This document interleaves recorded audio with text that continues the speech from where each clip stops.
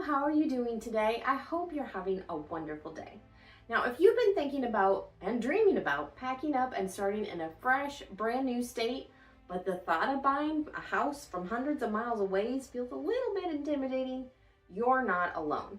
Whether you're moving for work or family or retirement or just a change of scenery, buying in another state can feel like a big leap. But with the right plan, it doesn't have to be stressful. Today we're going to break it down step by step so you can move forward with confidence and actually enjoy the process. Now, before you do anything else, you really want to get crystal clear on why you're moving and what you need in your next home. Are you relocating for that job? Are you looking for a slower pace, maybe a time to downsize? Or are you just chasing better weather? Your why will guide you every step of the way from location to price point. And then once you know that reason, then you can focus on setting your budget. This isn't just about the home price, what it's listed at, whatever you're going to offer. There's other things that are going to be into consideration also.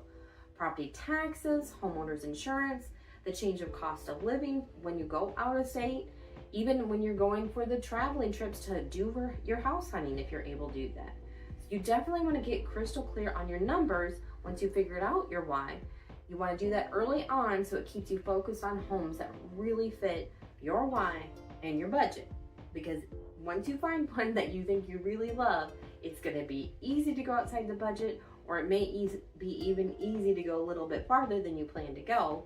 So that will help you refocus before you make a decision that you'll regret later. Now that you know what you're looking for, it's time to figure out where you want to be.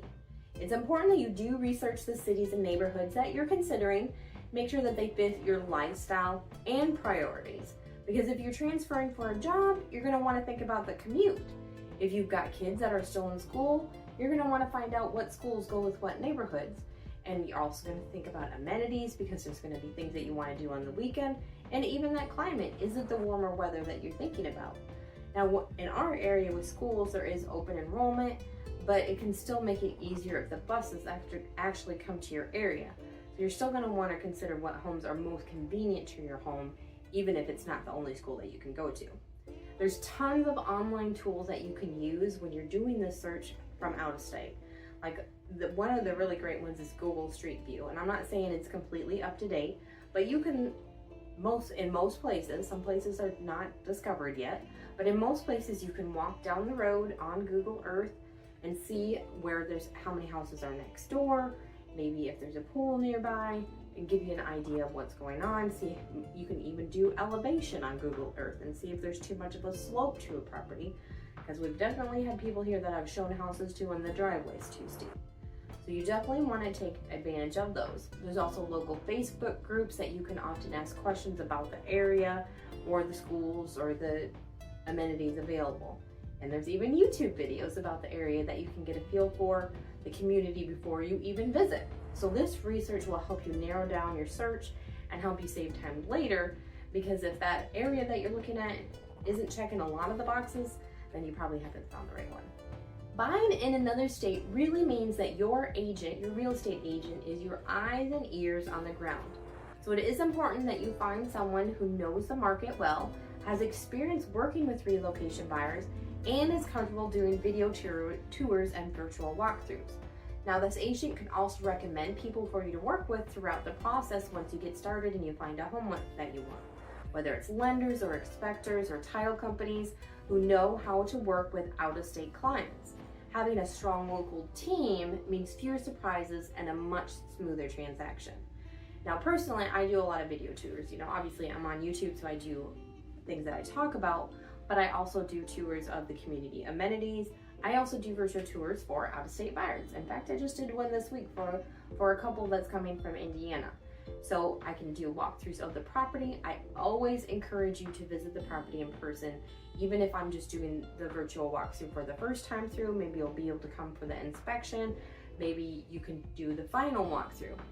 On the other hand, you might not be able to do anything of those. Maybe you're going to be overseas and you're coming back from working for the military and you're just not going to be able to do any of those things. And I understand their situation for that, but just be aware we do have a clause that we put in our real estate contract says basically buyer beware. You are buying this property sight on scene, and even if you get here and you don't like it, you're still gonna have to buy it because you bought it knowing you're buying it sight unseen. We'll obviously do our best to make sure that you know all the problems with the property, but me doing the walkthrough, the video walkthrough, you wouldn't maybe necessarily find a soft spot on the floor when you're walking through. You might not have caught a stain on the ceiling. There's lots of things that you can't catch. And that's why it's even more important that you have the rest of that team to rely on, the inspectors, the lenders, and the title company to help you catch things that maybe I didn't catch. But another set of eyes is always good. And just by being on the property, some people kind of get a feel for it and see if they'll really work out for them. But there's always those options, and I am happy to do virtual tours for out-of-state buyers. Now, every state and even every city or every county is gonna have its own real estate trends. You do want to spend a little time learning about the market where you're moving to. Now, of course, your real estate agent is going to help you a lot with this to let you know whether it's a seller's market or a buyer's market. But even within different top property types, like lakefront versus acreage, there's probably going to be a little bit different. So it's important for you to know what property you're looking at, what things are going on.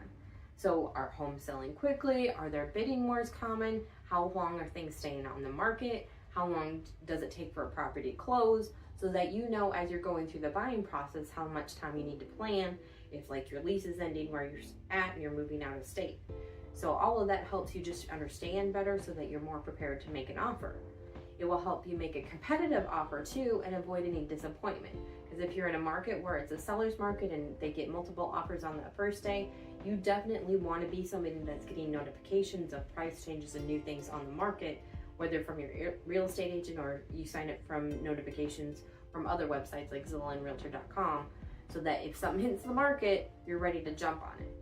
So if it's not as hot, then obviously you can find out that you've got a little time. Maybe you can even plan a trip to look at the property before you actually make an offer. So that is important for you to know, as well as working with people that are cognizant of the market in the area you're looking at. If possible, I encourage you to visit the area and see your home that you plan to buy in person.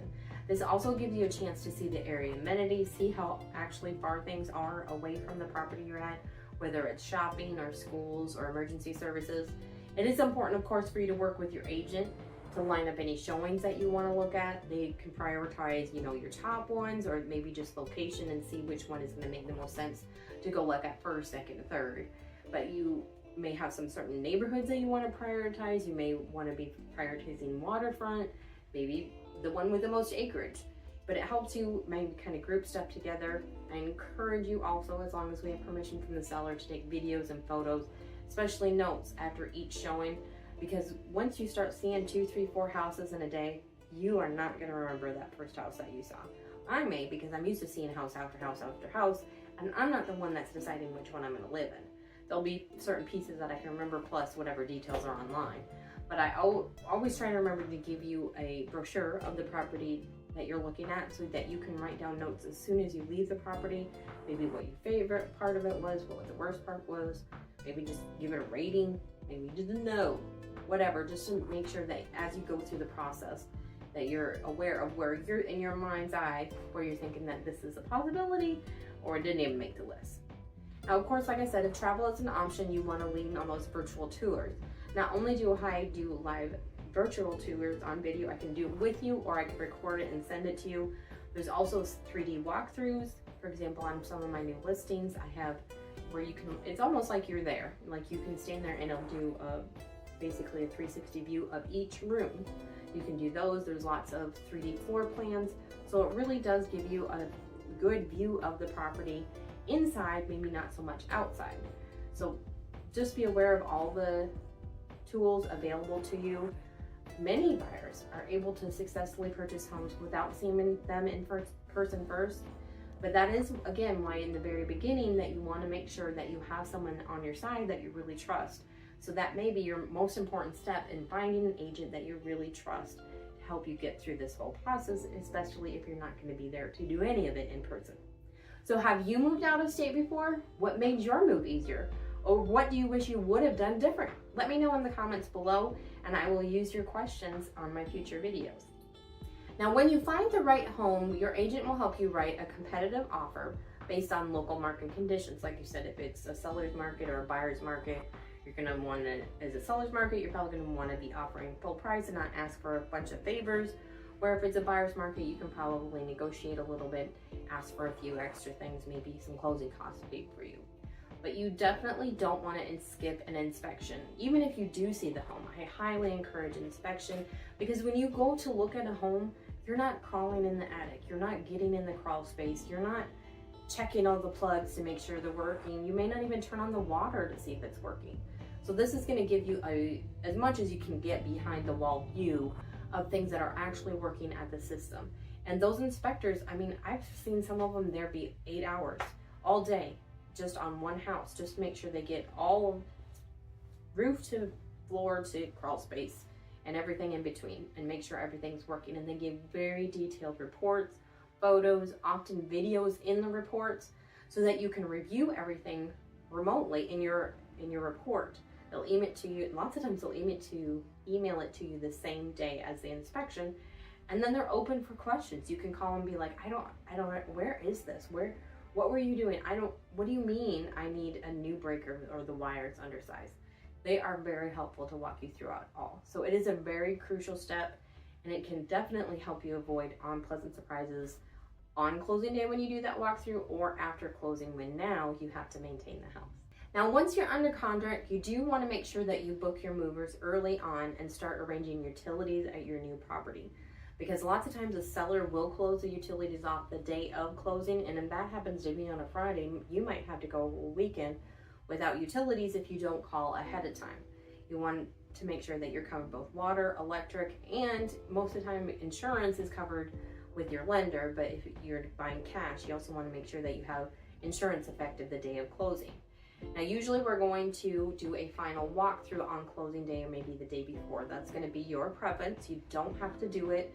If you didn't have any repairs done and you didn't have any extra things done, like a survey or anything like that, that may not be necessary for you to do a walkthrough. But I still encourage you, because it's not like an act of God couldn't happen to the property in between when you first saw it and when you get to closing day. So that final walkthrough is just to make sure nothing has changed from when you saw it, or if you did request repairs, for you to see that those repairs were done to your satisfaction. Now, your agent should be at the closing with you.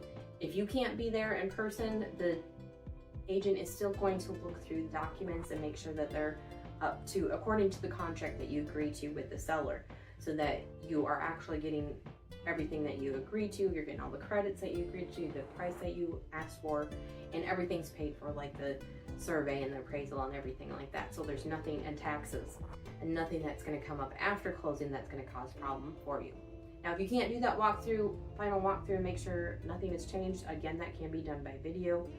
I still highly encourage you to come and look at the property, beginning, middle, and end, because just like everything else in life, once you see it more times, you're going to catch more problems, and it may be something that something has changed along the way with the property, or even with your condition, your ability to purchase.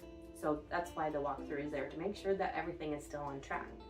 So being organized even at this stage, when we're getting close to closing day, takes a lot of stress at a moving day if you actually have those moving people and the utilities set up ahead of time. Buying a house in another state may feel daunting, but breaking it into steps makes it completely manageable.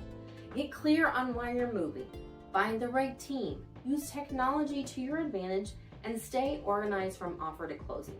Now, to help you get started in the Cherokee Village area, I put a relocation guide link in the description below. It's the easiest way to stay on track and make sure nothing slips through the cracks. Your dream home and fresh start are waiting for you.